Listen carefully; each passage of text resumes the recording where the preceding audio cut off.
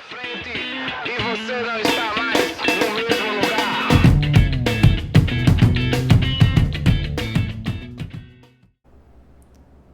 Fala turma, esse vídeo faz parte de uma série sobre desenvolvimento de software, mais especificamente vamos especificar, detalhar os subdomínios da aplicação de comércio eletrônico usando diagramas de caso de uso e detalhar mais ainda esses casos de uso com histórias de usuário em conjunto com a abordagem BDD. Para essa prática, assumimos que um ambiente mínimo de desenvolvimento para Node.js mais TypeScript já esteja previamente configurado. No caso, a instalação de uma versão mais recente do Node, o gerenciador de pacotes do Node, o NPM, instalação do TypeScript e configuração dos arquivos de compilação, tá certo? E a IDE VS Code configurada com as extensões que viemos usando nos vídeos anteriores, tá certo? Então a gente está aqui com o VS Code aberto, tá certo, no vídeo, né? E a gente tá com um projeto, né, e-commerce-node API aberto com as configurações, né, os arquivos de configurações que a gente já fez nos vídeos passados, né? Instalação do TypeScript, configuração do arquivo tsconfig, né, inicialização do projeto como um projeto npm node, né, com package.json e as definições das dependências, né, desse projeto. A pasta src, onde a gente tem aqui um Olá Mundo, só para fazer um teste inicial do nosso projeto, tá certo? Para verificar se a gente está com o TypeScript ok executando, né? E uma pasta requirements, onde a gente começou a desenvolver, né, e fazer aquela etapa de análise e design do nosso domínio. Então a gente tem aqui o modelo do domínio na forma textual, explicando o que é, né, tipo, quais são os atores, quais são as funcionalidades desse domínio, no caso o comércio eletrônico, né, já definindo aqui algumas linguagens do domínio, né, tipo algumas restrições e algumas interações entre os atores, que seriam os usuários, com as funcionalidades do sistema. Depois a gente, né, também começou a especificar melhor o nosso domínio através de caso de uso. No caso, a gente fez um caso de uso aqui da visão geral, aqui na aba visão geral, tá certo? Mostrando as funcionalidades, e todo esse domínio aqui foi desenhado a partir daquele documento textual aqui. Então a gente tem um modelo, né, do domínio na forma textual, e a visão geral, que também é um modelo do domínio, que no caso é o comércio eletrônico, na forma visual através do diagrama de caso de uso e uso da UML.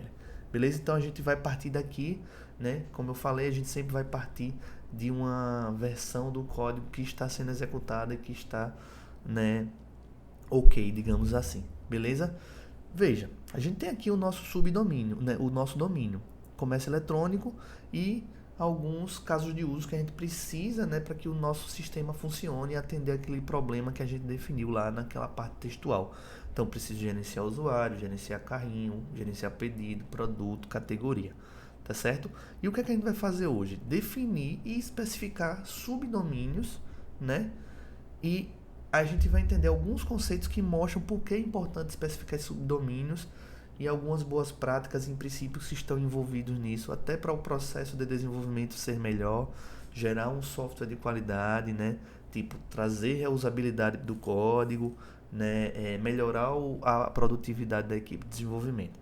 Beleza? Então a gente vai partir, né, desse documento textual e dessa visão geral, e a gente vai especificando. Lembrando que a gente está aqui, né, usando uma abordagem top-down, né, começando do mais genérico e indo para o mais específico, tá certo? O que é que a gente vai fazer agora? A gente vai entender um pouco o que são os princípios arquitetônicos que, digamos assim, regem, e que regem não, né, mas que guiam o nosso processo, né, para criar um código com arquitetura e com uma qualidade boa, tá certo? Princípios de arquitetura referem-se a um conjunto de diretrizes ou regras que são usadas para orientar o design e o desenvolvimento de uma arquitetura de software. Lembrando que quando a gente está fazendo aqui, ó, esse diagrama de caso de uso, né, mais uma visão geral, lembra que nos vídeos passados eu falo muito da questão de, tipo, a gente está na etapa de análise e design, né? Design também é sinônimo de projeto, né? De análise, projeto, análise e design, né? Onde a gente entende o problema e depois faz o projeto do domínio através de modelos de domínio, sejam textuais ou visuais, como os diagramas, beleza? Então, quando a gente fala dos princípios, quando a gente está fazendo essa etapa de análise, e design, a gente está sendo orientada por alguns princípios arquiteturais, tá certo? Ou seja, alguns desses princípios nos orientam a fazer uma boa análise de design, tá certo? Esses princípios destinam-se a garantir que a arquitetura resultante, ou seja, a arquitetura resultante do software seja escalável, ou seja, ela possa aumentar organicamente e fácil de entender, né? Ou seja, quando a gente vê a nossa arquitetura do software, a gente entende qual é aquele domínio, até porque a linguagem de domínio ela é padronizada, como a gente falou nos vídeos anteriores, por isso que é importante entender esses conceitos, e também fácil de modificar, lembrando que o software ele é vivo, né? E vão surgir novas funcionalidades, né? Erros, necessidades de alteração e de inclusão. Então, ter uma arquitetura que facilite essa escalabilidade, o fácil entendimento e a modificação do software é importante. Beleza? Alguns princípios arquitetônicos, como incluem, por exemplo, como separação das preocupações, que a gente já falou aqui, modularidade, baixo acoplamento, alta coesão, são os mais conhecidos e é o que a gente busca quando a gente está tentando desenvolver esse software e aplicar esses princípios aqui nessa prática, né, de implementar um back-end para comércio eletrônico. Beleza?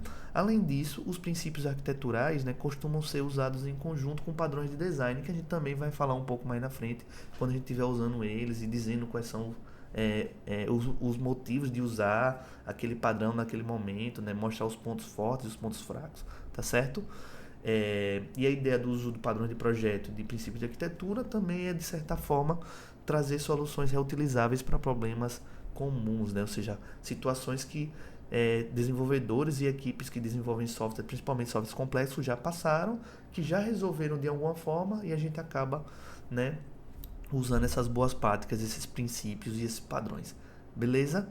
Bom, o que é que a gente vai fazer agora? A gente vai falar um pouco sobre um princípio específico, que é o princípio do componente ou de componentização. Lembrando que aqui quando eu estou falando de componente, eu estou falando do componente de software, não estou falando do componente, por exemplo, da orientação a objeto, né, que é uma classe ou uma interface ou um componente de front-end, né, de interface gráfica como um botão ou um formulário.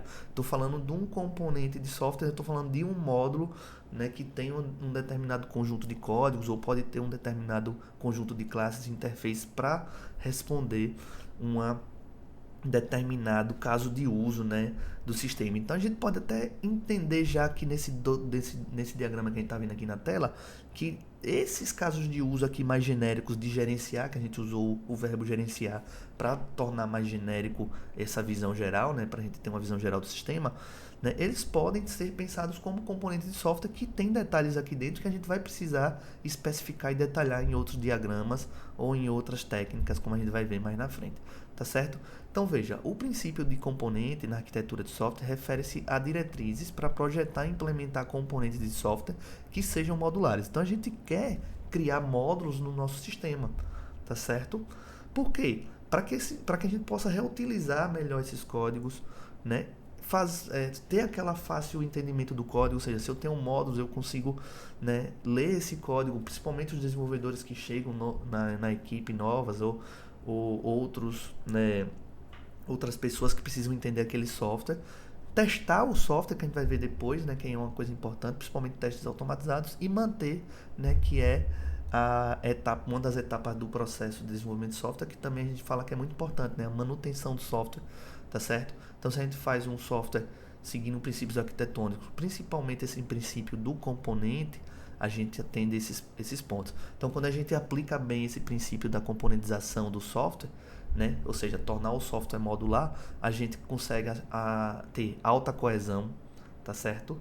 Baixo acoplamento entre as partes, separação das preocupações, tá certo? Uma boa reutilização, uma boa testabilidade e, é claro, a própria modularidade. E a gente traz algumas outras coisas além disso, como interoperabilidade, design baseado em interface. Tudo isso digamos assim, o uso desse princípio, a gente acaba chegando nesses elementos, tá certo? Então, ao seguir esses princípios, né, principalmente o princípio do componente, o software pode ser desenvolvido de maneira mais fácil, de manter, menos propenso a erro. A gente vai ver mais na frente como lidar com erros com software. Então veja, a gente vai ter várias maneiras de lidar com erro. Uma delas, né? Tipo, além de tipo tratamento de exceção, testes automatizados, né? Uma codificação defensiva, né?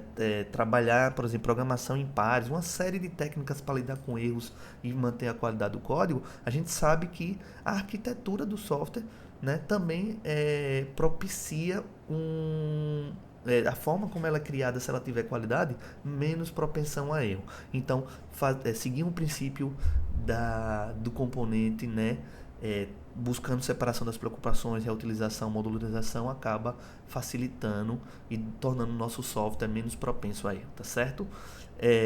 Esse princípio também permite uma melhor reutilização do código, como a gente já falou, tá certo? Além de permitir, né, a interoperabilidade, tá certo?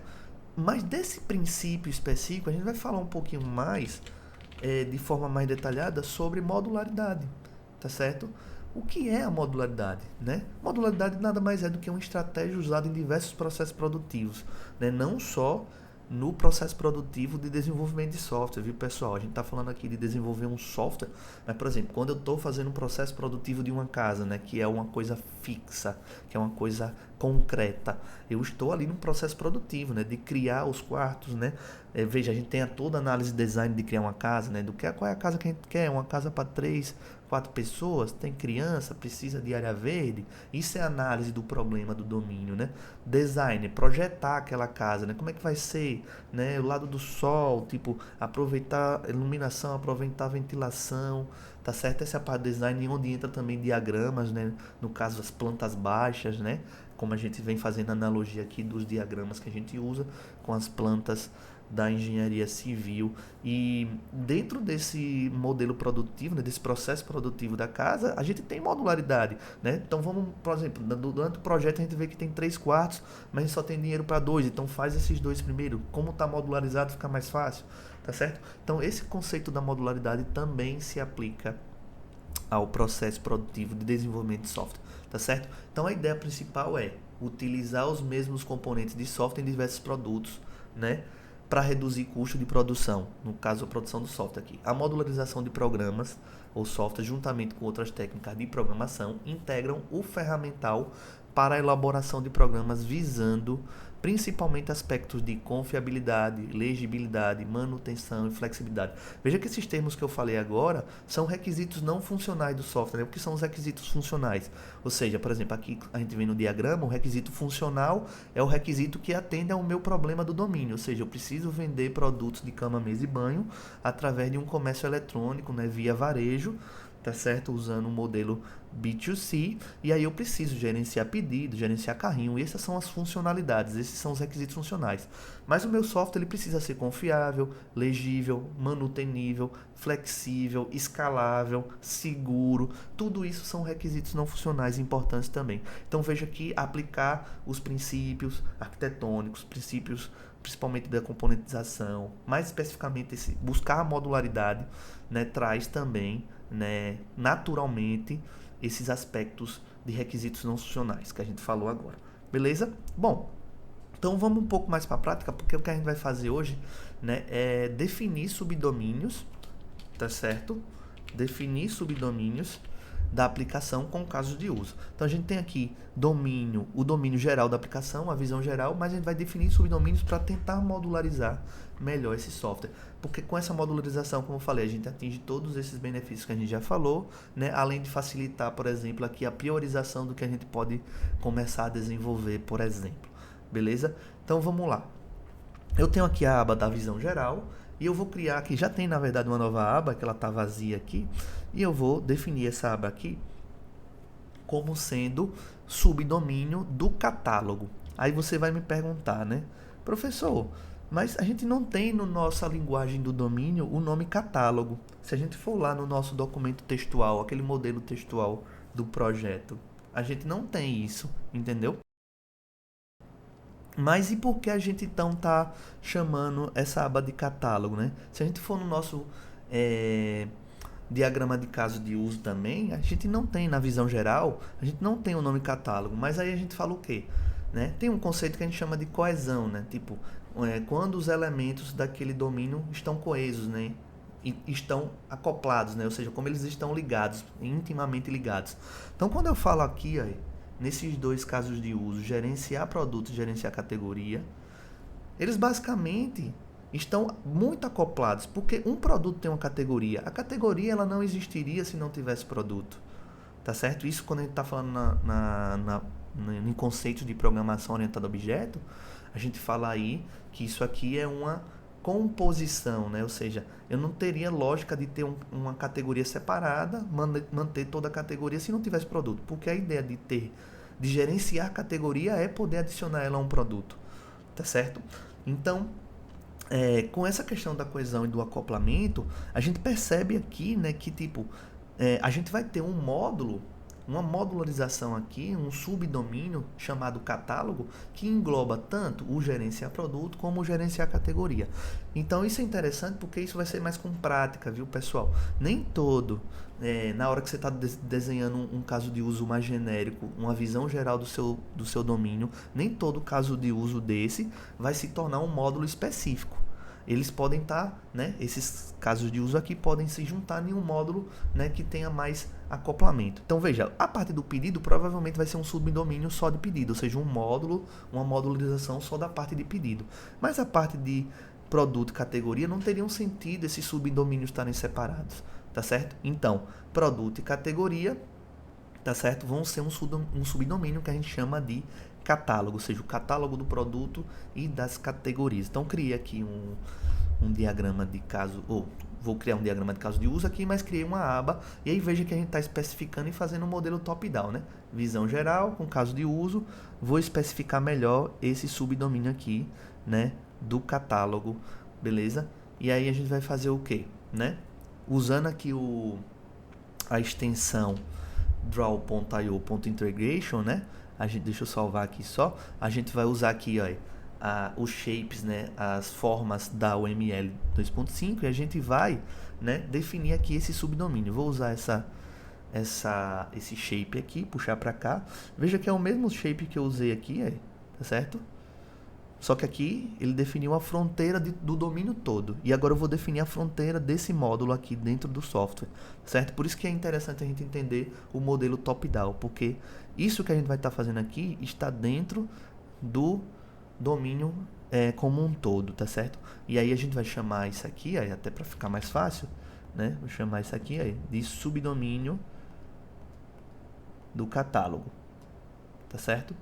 Subdomínio do catálogo é uma modularização, um subdomínio daquele elemento, daquele domínio que é o domínio do comércio eletrônico, beleza? Sempre lembrar de salvar o diagrama para a gente não ter problema.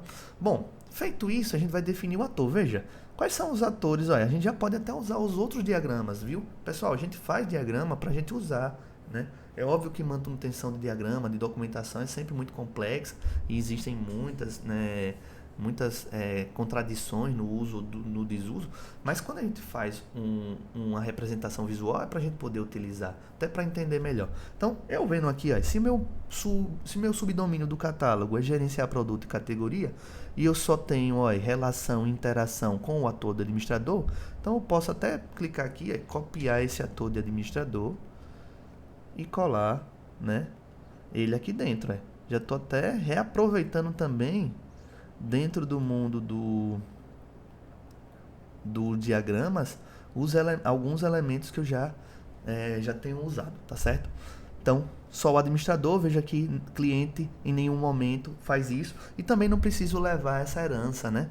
Porque já está aqui na visão geral e eu preciso só ver agora, esse diagrama aqui agora é só uma visão de uma parte específica, é como se eu tivesse, né, com uma lupa, né, nesse modelo top-down, entrando cada vez mais e aumentando meu grau e aumentando a minha capacidade de aumentar e entrar mais ainda, né, no meu sistema, tá certo? E aí, por isso que a gente chama do processo de especificar, né, que é um sinônimo para entrar em detalhes. Depois a gente vai especificar tanto que a gente vai chegar no código, tá certo? E fazer a parte de implementação, que é uma das etapas do processo de desenvolvimento de software, beleza? Bom, então a gente está aqui com o subdomínio, né? Tá com o ator. Então a gente vai fazer o que? Agora o caso de uso, né? Tá certo. Então, se eu estou falando do catálogo, eu posso pegar esse caso de uso, gerenciar produto, jogo para cá, porque a gente vai detalhar ele, tá certo? A gente vai detalhar ele, puxar assim aí pra cá, e vou pegar esse da categoria também e jogar pra cá, certo? Na verdade, vou botar um embaixo do outro aqui, porque a gente vai fazer primeiro o de categoria e depois a gente vai fazer o de produto. Vou botar aqui assim, botar aqui assim, beleza? Então temos esses dois diagramas aí, esses dois casos de uso, tá certo? Representando o módulo, o subdomínio do catálogo. Então a gente tem que especificar isso aqui. Por quê? Porque gerenciar é muito genérico. E agora a gente está detalhando esse catálogo. Então o que é agora esse categorizar? Ou o que é esse gerenciar categoria? O que é que eu faço na hora que eu estou gerenciando categoria? Lembrando que lá naquele modelo de domínio textual, que é aquele texto, a gente não fala isso. Então, né, a gente sabe que, levando em consideração esse processo de licitação de requisitos, a gente vai chegar aqui nesse ponto e vai começar a fazer perguntas, seja para o cliente, seja para o dono da empresa do comércio eletrônico, seja para alguma pessoa responsável por conhecer esse sistema de comércio eletrônico, para ele dizer o que é que ele quer nesse gerenciar categoria, para que a equipe aqui que está desenvolvendo especifique mais ainda, para que chegue na implementação já sabendo o que vai ser feito, tá certo?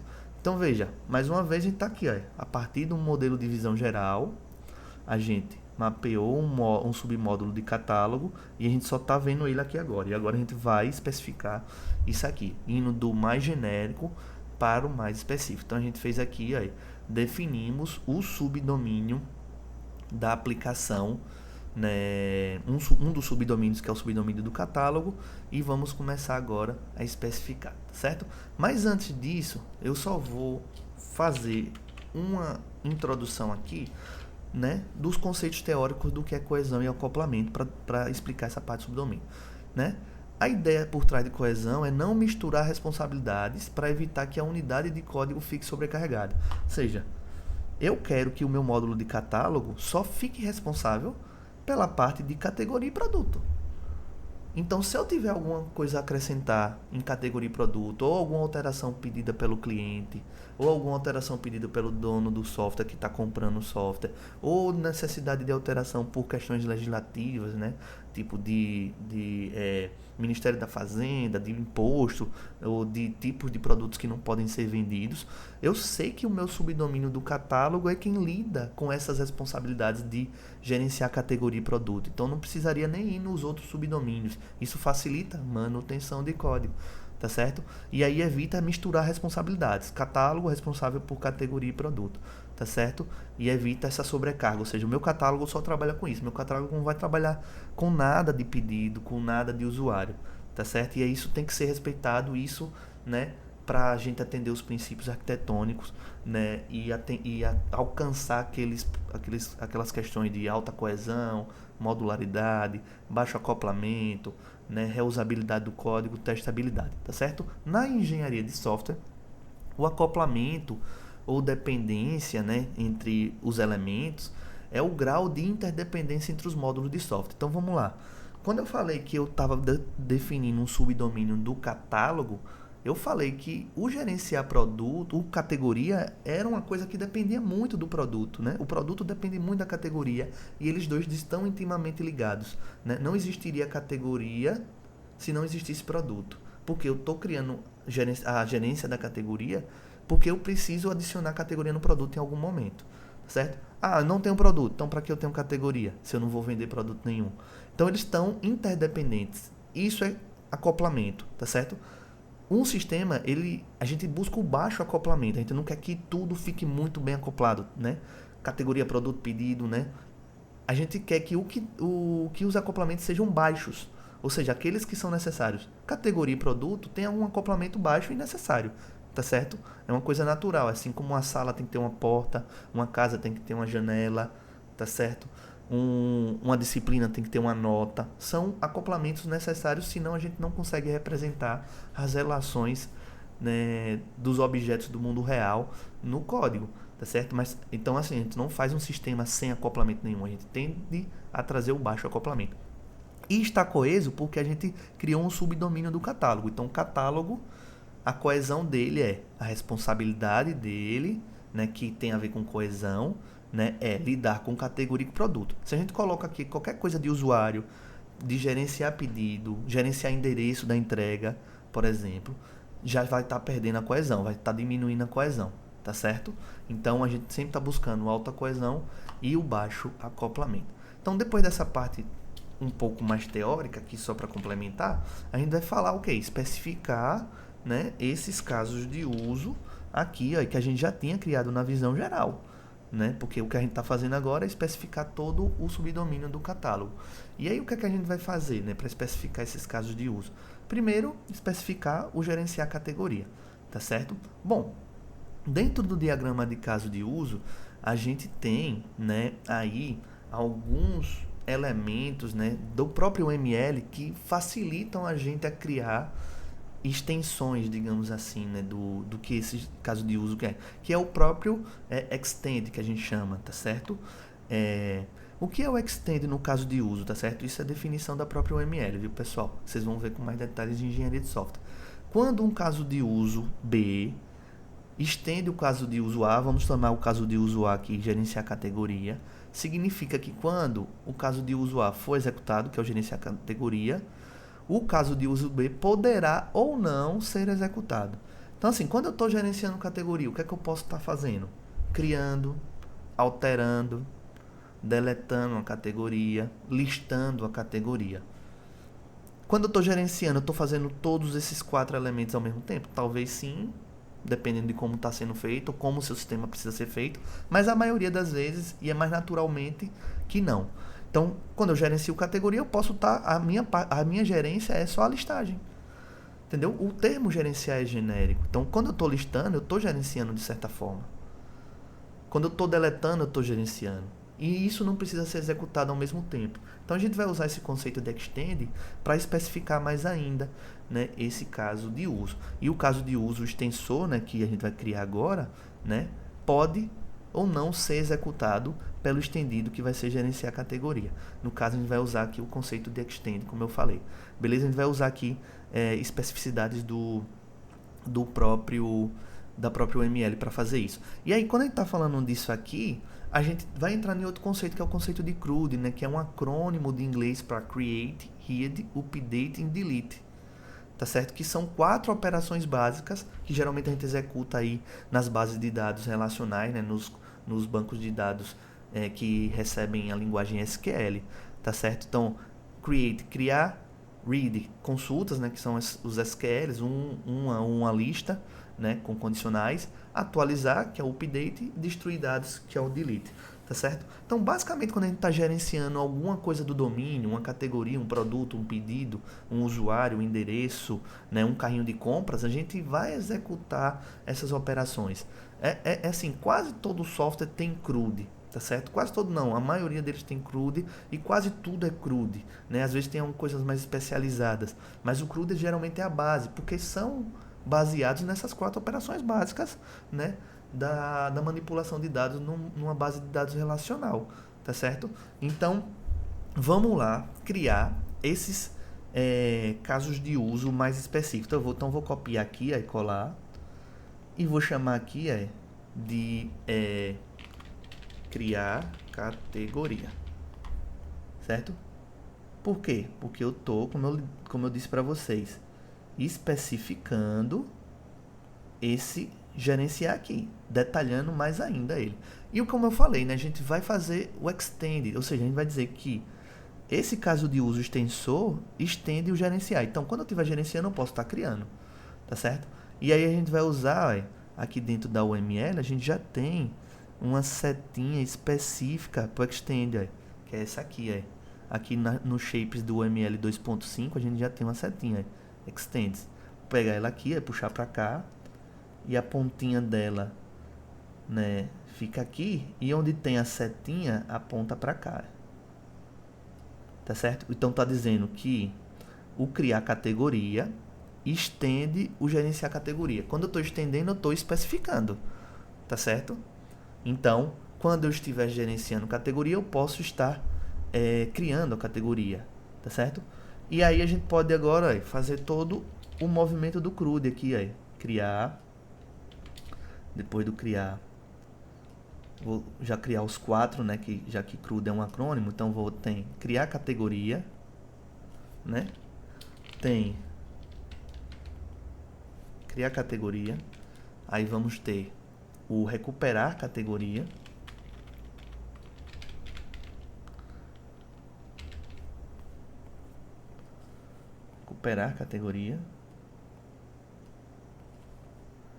temos aqui o atualizar e temos aqui o deletar.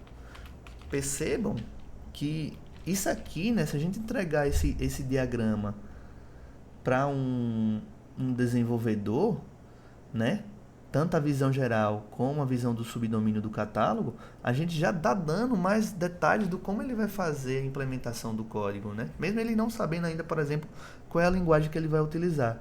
E é claro que a gente vai puxar um extends aqui para cada um desses elementos, né? Então, posso copiar aqui aí, e colar, né? Aqui agora é só uma questão de arrumação e dizer, eu tenho cada caso de uso desse, lembrando que cada elipse dessa é um caso de uso, fazendo isso. Então, o que é que eu estou falando aqui agora? Criar categoria, extende, gerenciar. Então, quando eu estou gerenciando, eu posso estar criando categoria. É como se fosse um detalhamento, uma especificação, né? Esses são os casos de uso extensores e esse é o estendido, né? Esse aqui a gente criou para ser mais genérico. E a gente vai criar aqui, é óbvio, é a relação com isso aqui, tá certo? A única coisa que eu vou mudar aqui nessa setinha, essa pontinha aqui, porque essa pontinha aqui de relação não é de herança, né? Ela tem que ser pura, assim como na visão geral aqui, tá certo? Como a gente fez. Então, a gente já, né, definiu aqui, especificou esse caso de uso. Então, gerenciar categoria, tem extensões de criar categoria, recuperar categoria, atualizar categoria e deletar categoria. E é claro, a gente poderia seguir isso aqui, né, tipo, e especificar cada vez mais. Por exemplo, quando eu falo em recuperar, eu posso recuperar de várias formas, tá certo? Eu posso recuperar, por exemplo, recuperar categoria por ID, ou seja, eu passo um ID da categoria, ou seja, um identificador, né, dessa categoria. Ele vai me retornar somente uma, né? Isso em termos de banco de dados seria um select com a condicional, né, por ID. E eu posso recuperar categoria também, né? Por exemplo, o filtro, né? Aí o que é um filtro, né? Um filtro é algum parâmetro que a gente passa que vai ajudar a gente a selecionar né, e recuperar essa informação onde seja que ela esteja. Por exemplo, eu quero todas as categorias com letra A, quero todas as categorias com letra B, quero todas as categorias, né, tipo, as 10 primeiras categorias, é um filtro, né, as 10 primeiras. Então, a depender do filtro, né, eu botei isso aqui para ficar genérico. Então, isso aqui depois pode ser especificado também, até de forma textual, beleza? Só que aqui, diferente de estender, né, isso aqui é uma herança, tá certo? Então, vou puxar aqui, aí, porque isso aqui, e vou mudar aqui a setinha, né, essa setinha, vou botar a seta aqui de herança, porque isso aqui realmente é uma herança, tá certo?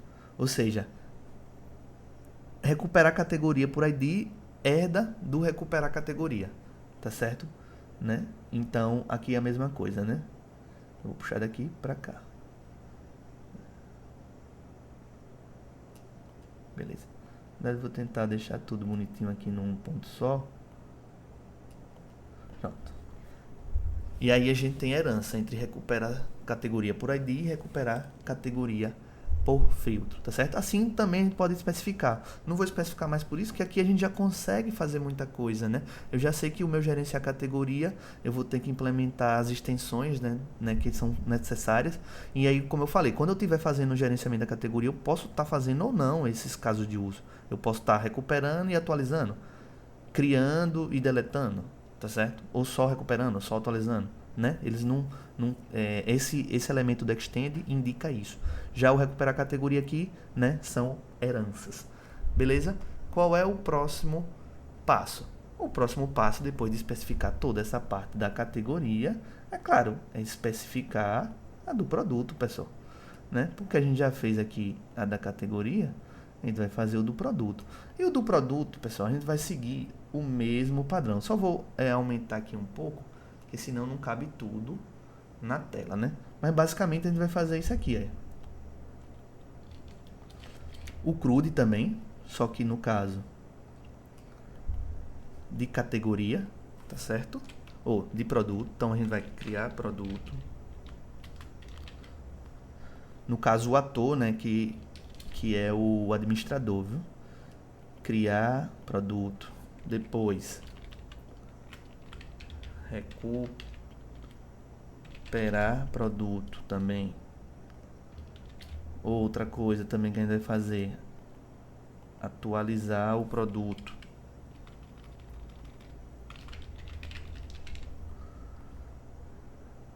Outro caso de uso aqui, seguindo o CRUD, deletar o produto.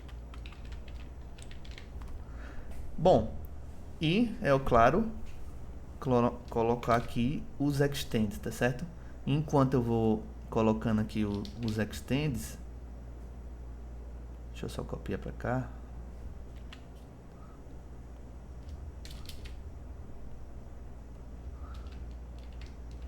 Enquanto eu vou colocando aqui os extends, eu vou mostrar para vocês aqui e explicando uma coisa, que é o seguinte. Essa forma de representar um CRUD no diagrama de caso de uso é algo que você pode verificar em outros locais, né? E não existe uma fórmula mágica, né? Não é essa sempre a fórmula específica de representar um CRUD no diagrama de caso de uso, né? Tem gente que não gosta de criar essas extensões e pode, tipo, clicar aqui aí, no próprio elemento do gerenciar e coloca um comentário dizendo, ó, esse gerenciar é um CRUD. E aí o desenvolvedor já sabe. Então isso aqui é uma forma, né, que fica um pouco mais custosa e mais detalhada, mas eu estou fazendo porque é um módulo mais simples. E assim, a depender da experiência da equipe, isso aqui poderia ser reduzido para um comentário. Então toda essa parte aqui, né? Ah, e aí, professor, mas aí, tipo, eu sei que eu criar, atualizar, deletar seria um simples, então bota aqui como CRUD e como comentário. Mas você já disse que o recuperar é mais complexo. Então deixaria um comentário para criar, atualizar e deletar. E o do recuperar eu deixaria no diagrama, até para o diagrama não ficar grande, assim como a gente está vendo, né? Porque isso também é uma questão de bom senso, não vai ter uma fórmula de se... lembrando que diagrama a gente não diz se está certo ou errado, e geralmente a gente analisa se está atendendo às necessidades da equipe, do negócio, né? E nos níveis de detalhe, né? Se está muito detalhado ou menos detalhado. Então é difícil dizer se está certo ou errado um diagrama. Tem algumas coisas que podem ser ditas, aqui está certo, aqui está errado. Usou o extend errado, usou o include errado, usou o diagrama errado. Mas tem coisas, né, principalmente na representação, que podem ser feitas mais detalhadamente ou menos detalhada. Aqui eu estou detalhando melhor o CRUD, tá certo? Tanto que ele fica um pouco repetitivo, né? Porque a gente está aqui verificando que tanto o caso de uso do gerenciar produto como de categoria, eles têm aí, né, elementos que representam o CRUD, ou seja, casos de uso que representam cada operação básica do CRUD: criar, recuperar, atualizar e deletar, certo? Eu até botei na ordem para ficar o acrônimo, né? No caso, atualizar aqui, né, que é update, né? Mas o CRUD fica nesse sentido, beleza? E aqui também, eu vou ter que dizer que o meu administrador é quem faz isso, beleza? Só vou mudar aqui a setinha. Lembrando que as setas e as pontas, né, a forma como as setas são criadas, são propositais, viu, pessoal? Para representar elementos específicos, beleza? Então a gente tem aqui administrador, toda a parte especificada do gerenciar categoria e o do produto. E aqui no produto a gente tem, né, também uma especificação a mais, tá certo? Que é, por exemplo, essa questão de recuperar também aqui por categoria No caso é recuperar produto por ID, né? Não por categoria. Então vou alterar aqui, é recuperar produto por ID e recuperar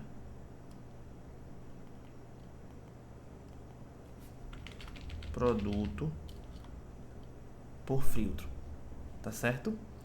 A gente também pode ter esses dois. Isso aqui é uma herança, né? Vou botar aqui a setinha de herança, né? Isso aqui também é uma herança. Beleza? Então vejam que no próprio diagrama eu já vou representando o que vai ser feito no código, né? Ah, aqui vai ser uma herança. E aí eu já aplico os conceitos e os princípios da orientação a objeto, de como criar herança. E aí, a depender da linguagem, vai usar a sintaxe da linguagem para criar herança, se a linguagem suportar esses conceitos da orientação a objeto, é claro. Tá certo? Então veja, recuperar por ID, recuperar por filtro, tá certo? Aí a gente poderia fazer aqui, tipo, se eu quisesse detalhar mais ainda essa parte do...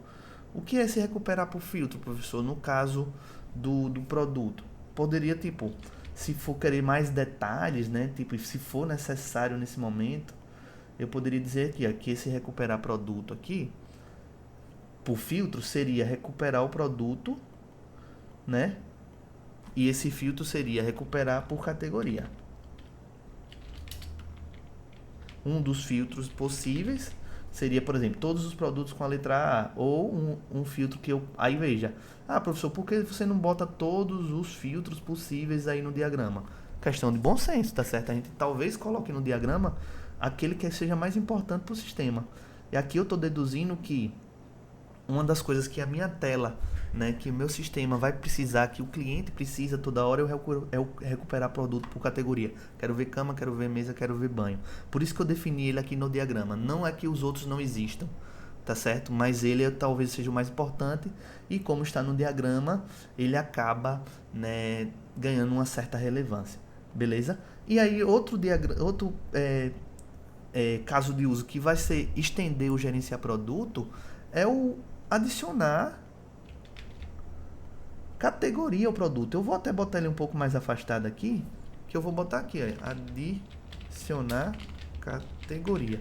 Veja que esse caso de uso não faz parte de categoria, porque ele vai estar ligado, ó, ao gerenciar produto. O que eu estou dizendo aqui, agora, é que na hora que eu estiver gerenciando o produto, eu posso adicionar a categoria dele. Então, gerenciar o produto, lembrando que isso são extensões, né? Elas podem ser ou não executadas. Estou gerenciando o produto, criei. Beleza, criei, adicionar a categoria. Certo? Então, já criei o produto com categoria. O que é que eu posso fazer depois? Quero adicionar uma nova categoria ao produto. Ele tem mais de uma categoria. Vou gerenciar o produto, ele já está criado. Recupero ele, por exemplo, adiciono a categoria. Tá certo? Então, adicionar categoria, ele na verdade não faz parte desse CRUD padrão. Ele é uma forma de CRUD, porque ele vai ser um criar ou um atualizar. Aí depende de como está a estrutura do banco de dados ou da forma de persistência que vocês estão fazendo. Mas ele aqui a gente pode chamar ele de uma operação não CRUD padrão, né? Porque o adicionar categoria é uma funcionalidade de gerenciar produto. Eu quero adicionar categoria de gerenciar produto. Professor, e por que você coloca no diagrama? Porque talvez isso aqui seja importante. Por exemplo, eu quero que meu sistema ele só permita adicionar 3 categorias ao produto. O produto pode ter no mínimo uma e no máximo 3. Então isso aqui vai ser importante, tá certo? Então a gente aqui finaliza a nossa especificação do caso de uso, tá certo? Veja que a gente fez o que aqui, ó. A gente especificou os casos de uso, tá certo? Detalhou eles, principalmente usando esses conceitos de CRUD, né? E algumas facilidades e operações do próprio caso de uso, o caso extend e as heranças aqui, né, generalizações e especializações, e a gente finalizou aqui essa especificação desse subdomínio. Beleza? Então vou salvar aqui, né? Vou tentar minimizar aqui um pouco o diagrama para ele ficar na tela toda. Então aqui a gente consegue ver o diagrama na tela toda, certo? Por isso que a gente nem sempre no diagramas coloca tudo, né? Porque senão a gente não consegue representar tudo, né? O que vai representar tudo no final é o próprio código. O código é tudo. Os diagramas são para orientar, tá certo? E os nossos, principalmente seguindo